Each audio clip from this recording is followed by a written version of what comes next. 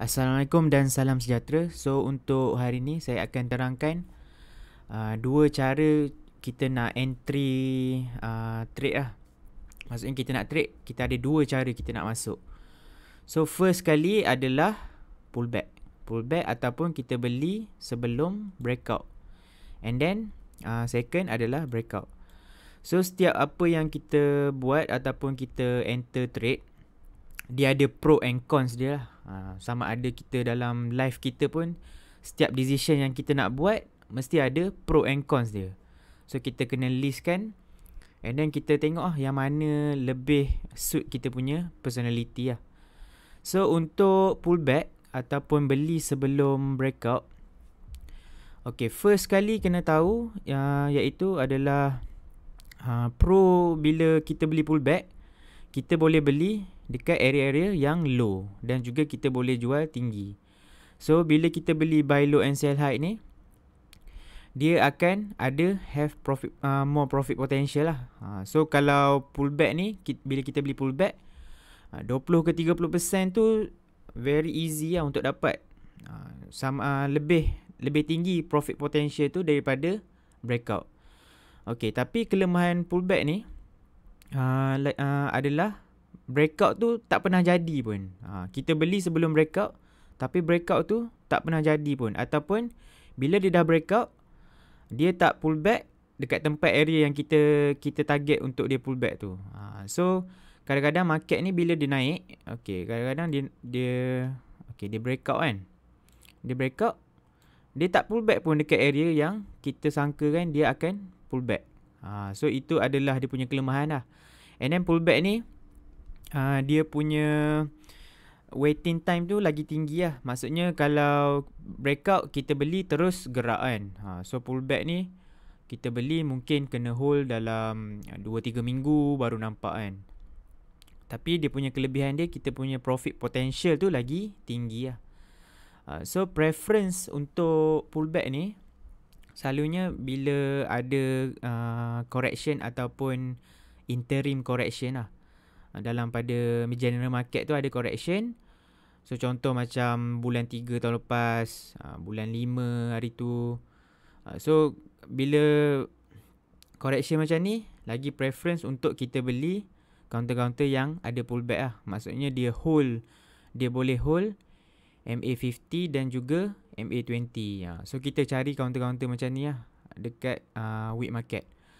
So breakout pula, dia punya pro dia, kita boleh selalu capture big move. Maksudnya kita target bila dia dah breakout tu, kita boleh capture big move dapat 15% dalam masa sehari, 2 hari. Sebab masa tu tengah ada momentum. And then yang kedua adalah higher time value lah. Maksudnya higher time value ni, dalam masa yang singkat kita boleh buat profit. Cara nak kira time value ni, profit tu bahagikan dengan hari yang kita hold lah. Contoh kita hold 30% dalam masa 3 hari. So kita punya time value adalah 30 bahagi 3 lah. So dalam 10% lah, 10. And then cons dia adalah macam kita tengok sekarang ni memang banyak false breakout lah. Nak kalau yang horizontal support and resistance, memang selalu lah ada false breakout ni. So itu dia punya sakit dia. Kalau trade breakout ni, kalau breakout tu dia tak jadi, dia tak boleh maintain, dia dah breakout, dia tak boleh maintain above breakout level tu, and then dia jatuh balik, itu adalah breakout level. So kita tahu lah bila kita masuk sebab breakout, bila dia jatuh, so kita kena cut loss lah. And then lower profit potential. Selalunya breakout, dia nak naik ke resistance tu pun dia dah naik berapa persen. So bila breakout tu, dia punya profit potential daripada pullback ni lagi rendah lah. Tapi kena faham, bila breakout ni kita lebih kepada wait for confirmation. So sebenarnya bila kita beli sebelum breakout adalah kita more aggressive trader lah. Yang ni more conservative trader. So ada dua jenis lah. And then preference untuk buy breakout adalah good general market. Sebab bila bad weak market, kebanyakannya breakout banyak lah yang tak jadi. ada buat fake breakout. So breakout ni kalau boleh kita prefer dekat general market yang cantik lah. Bila kita buka platform tu tengok general market ada 800 counter yang naik. So lagi prefer untuk kita trade breakout yang macam tu lah. Okay, and then seterusnya, cara macam mana nak develop trading setup. Okay, so senang je. Kita pilih sama ada pullback ataupun breakout. Kita decide lah yang mana yang kena dengan jiwa. Ataupun kita nak trade dua-dua pun boleh. Tambah dengan reference point. Okay, reference point ni apa? Reference point ni maksudnya contoh horizontal support and resistance. Kita guna horizontal lah, horizontal line. Dan juga moving average.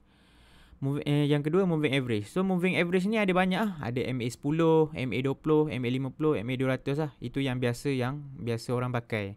And then boleh gunakan chart pattern, gaps, trendline dan juga pivot point. So pivot point ni dia based on trader punya preference masing-masing lah.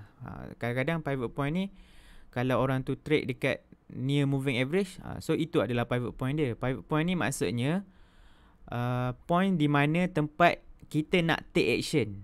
So kita punya preference setiap orang tu berbeza-beza lah. Okay, so nanti kita akan try tengok contoh. Alright, so cara dia adalah kita tambahkan lah sama ada pullback atau breakout, pullback ke horizontal support and resistance, pullback ke moving average, pullback ke chart pattern, pullback ke gaps, trendline, pivot point, ataupun breakout horizontal support and resistance, breakout moving average, breakout base gaps, trendline and pivot point. So pilih lah, just combine kedua ni untuk kita develop trading setup sendiri lah. So setiap orang berbeza. Kita pilih yang mana suit kita punya personality, yang mana suit kita punya cara kerja, lifestyle. So kalau busy, better beli area-area pullback lah. Yang area di mana kita dia punya momentum tu kayaknya lebih kepada buy on weakness lah. And then breakout ni kita tahu adalah buy on strength. So bila kita tak sempat nak monitor, so tak payahlah beli breakout kan. So tengok kita punya preference lah. Alright, seterusnya kita tengok chart. So boleh study, boleh tengok counter-counter macam ni. MMC Corp. Okay, kita tengok MMC Corp. Sekejap MMC Corp tahun 2003. So kat sini, alright, kat sini kita boleh draw dia punya horizontal line. Okay, kita boleh draw horizontal line. So kita tengok dekat sikit. Bila dia break ni, okay, dia break horizontal line ni, and then dia ada pullback ke horizontal line. So boleh masuk kat sini. Ada yang masuk kat sini terus, ada yang tunggu pullback. Kalau macam saya, sini saya kira sebagai pivot point saya. Tempat saya take action kat area sini lah. Okay, so kita nampak ada tight price action macam ni. So saya punya ni adalah confirmation untuk saya break adalah bila dia break hide this candle lah. So saya akan masuk ke area sini. So dia ada banyak trading setup kan. So kita pilih lah yang mana yang kita suka. Lepas tu bila dia dah naik macam ni, dia ada pullback ke MA20. Pullback ke MA20. Lepas tu ada trader-trader yang guna trading setup ni beli. So dia naik harga. So kat sini another pivot point bagi saya. So ada tight price action macam ni. So saya akan masuk bila breakout. Ataupun nak beli dekat low consolidation ni kan. Low dekat area kotak ni boleh juga. So bila ada confirmation untuk break, kita average out lah. So bila tengok kat sini, bila dia dah naik, dia ada pullback ke EMA 10. Kat sini pun ada orang masuk. So orang-orang yang masuk trading setup kat sini, dia naik. Bila dia beli, harga naik lah. So tapi kena aware lah. Bila pullback dekat area-area short term moving average, kita tahu dia punya kenaikan tu lagi cepat dan juga lagi tak sustain lah. Tapi kita tahu bila pullback short term moving average ni, dia lebih kepada setup high risk, high return. Okay. So kita tengok kat sini. Lepas tu dekat sini kita boleh tengok dia break base breakout. Kat sini adalah base breakout. Kat sini pun kita boleh kirakan sebagai base breakout lah. Sebab dia buat pattern rectangle. Dia buat bentuk flat base macam ni kan. So kita tengok kat sini adalah breakout.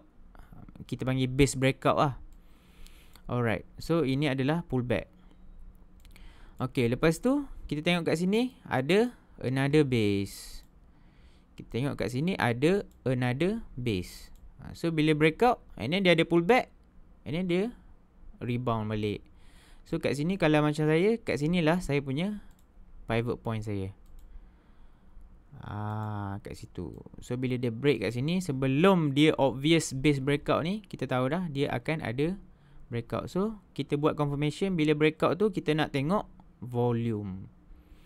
Okey, itu adalah contoh-contoh contoh-contoh yang ni lah. Maksudnya kita nak buat trading setup lah. So kalau dekat yang jenis suka counter trend, kalau yang jenis suka counter trend kan, so boleh tengok dekat sini. Kat sini ada support upper gap, kat sini support lower gap.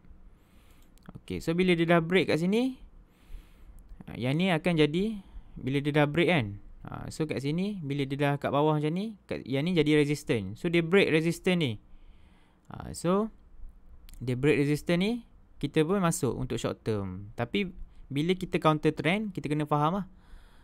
So kita punya trading lebih kepada short term. So tak kisah apa-apa trading setup sekalipun, selagi mana kita buat duit dalam market and then kita back test, kita buat duit. So benda tu betul. Yang penting suit kita punya personality, suit kita punya lifestyle lah. Tapi kalau boleh kita utamakan counter-counter yang uptrend lah, yang membuat uptrend. Macam mana nak buat uptrend, kita tengok dia punya moving average cantik macam ni. Short term moving average di atas lower short term moving average atas higher moving average, MA20 atau MA50.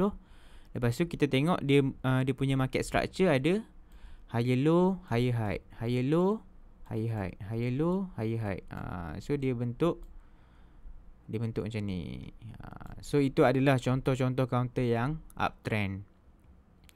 Alright, so kita tengok balik cara kita nak develop trading setup. Kita beli pullback ataupun breakout ke reference point. So ini adalah list reference point, dan juga ada pro and cons lah untuk beli buy ataupun breakout.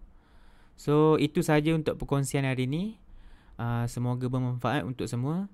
That's all for me. Thank you so much. Assalamualaikum.